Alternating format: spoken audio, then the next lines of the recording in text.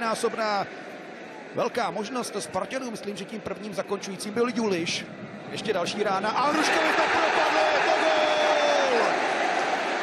A možná jste to viděli, možná ne, Karavajev vystřelil, otočil se a neviděl, jak ten gól padl. On už mazal zpátky, chtěl si plnit svoje defensivní úkoly a pak zjistil, že balón je v bráně.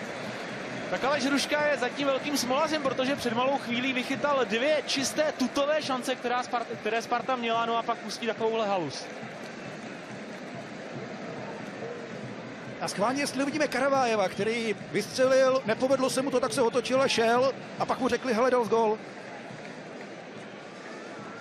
Karavajev natáhl, ten míč ani neskočil před golmanem, tohle byl opravdu jednoduchý zákrok a když přijdete na první brankářský trénink, tak vám řeknou, že musíte mít dvojí krytí. Podobný gól dostal, pokud se nepletu, také na Slávy.